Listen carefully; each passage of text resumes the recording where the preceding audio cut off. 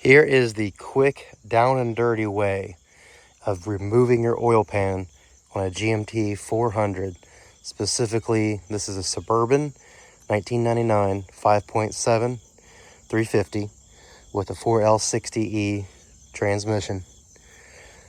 The oil pan, there's tons of videos out there that show some bits of how to do it. Here's how I did it. This is four-wheel drive, by the way, four-wheel drive. So, two-wheel drive seems to be easier and harder at the same time. Everyone has different experiences. So, I'll tell you right off the bat, at least in mine, the exhaust is not a problem. If you or a loved one have an exhaust in the way, I'm sorry. Either lob off your section here or unbolt it if you live in, out west or something. Now, like I said, this is for me in my situation here. The things that you got to do: you got to take your starter off. You have to take this flex plate off. Mine does not have the big one-piece flex plate here that comes off, which would interfere with the exhaust. Mine is just one little flat piece of metal that went right here behind the flywheel plate. So, take this off right here, just some bolts. Of course, you got, like I said, you got to take your starter off. So take your starter off. These bolts here, this plate comes off. Then this front axle right here, don't let it scare you. I don't know why on forums everyone seems to be so afraid by it. It is not a big deal. There are two bolts right here. Now, I will tell you, these bolts kind of suck just because they are not like, the actual nut is not mounted to the frame. You will have to get behind here. This is where they're actually bolted to. Here's the hole right there. You will have to put a socket or a tool or something back here. Here's one of them right there, actually. So, yeah, you're going to have to put one of those guys in the hole, or in where that socket is. Sorry. I'll deal with it later, I guess. Yeah. So that goes in there.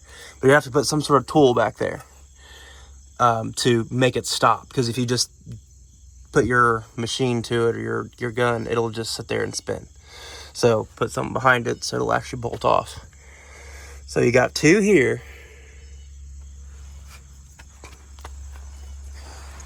One here. And then there's one on the top. Also, a lot of people made this top one such a big deal. It really isn't. I was able to get it by with just basic tools that you could buy anywhere. Like, no big deal.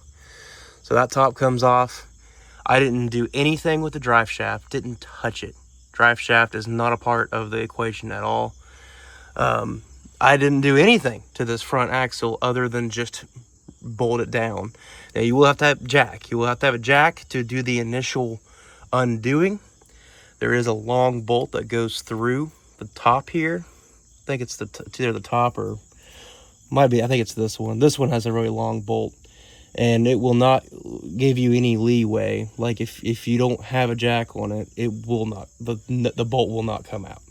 So just know that. So then you jack it down. You take your floor jack, and just lower it down. You'll kind of have to jiggle it a little bit because it'll be inside these carriers here. But just kind of jiggle it down whenever the jack lets off. And you won't hurt anything, I promise. This is all very thick metal. I mean, you're not going to hurt anything by jiggling it and moving it. Then, what I didn't see this in the forums anywhere, but I just took a ratchet strap right here. And, I mean, I'm not saying go to Pound Town on it, but, get it so where it is for sure out of the way. I mean, it'll basically bottom out right here.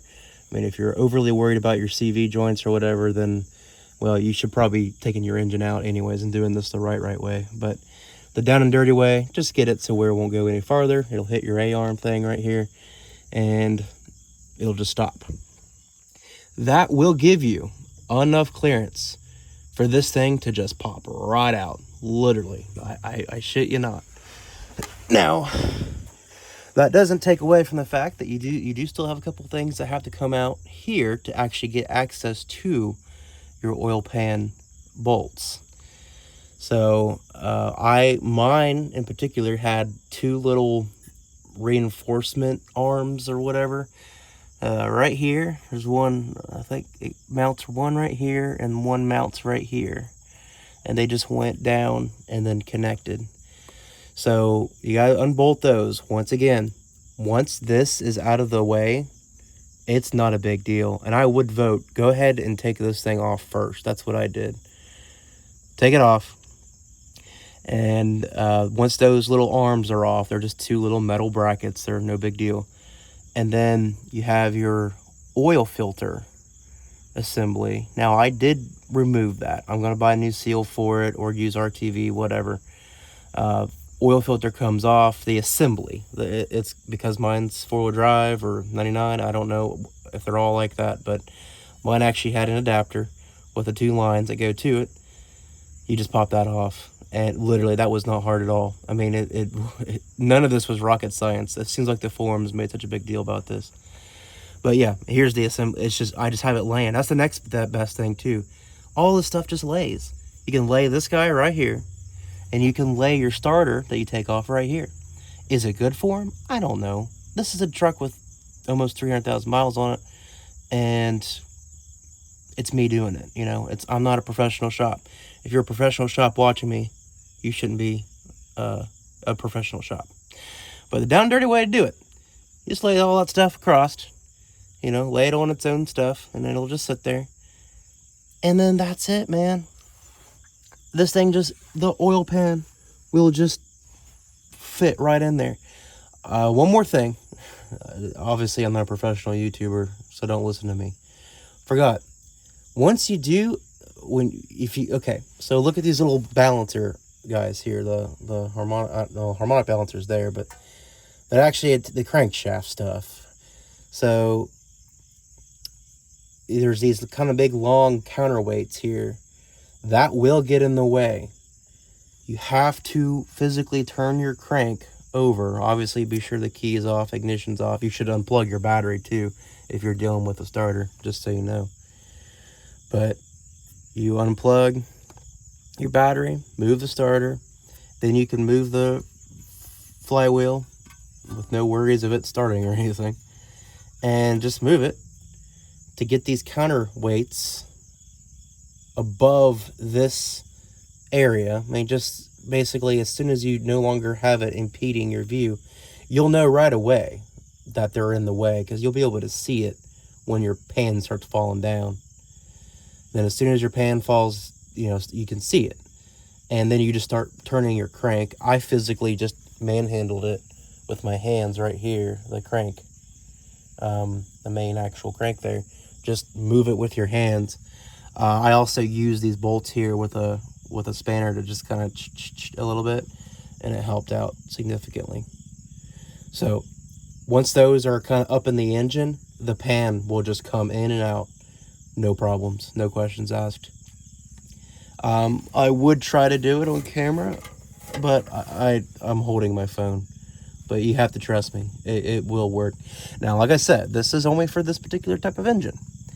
As you can see, mine doesn't have this plate here where a lot of people have that, where the whole thing has to come off and then it interferes with your exhaust.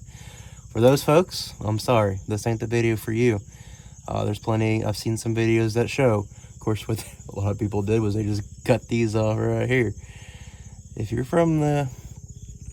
are from anywhere where there's salt on the road, there ain't no just unbolt your exhaust bolt and call it a day. That ain't happening. So there you go. That's what I got for you. Very easy, super easy. I bought the Felpro gasket, so obviously you can use the little sticks to stick your thing up there. Obviously put your RTV in the four corners there. Let it set, fill it up with oil, you'd be good to go.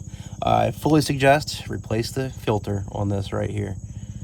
Just replace the filter, or I mean the seal. Well, you should also replace your oil filter too, probably. But the seal that actually goes inside of there, because I've seen people on threads say that it just leaks right away, you know, if you reuse it. So that's what I got for you. Overall, I mean, I don't have it up in there yet, but this will be about a day and a half of a project, not working on it the whole time, but having to work. So yeah, there you go.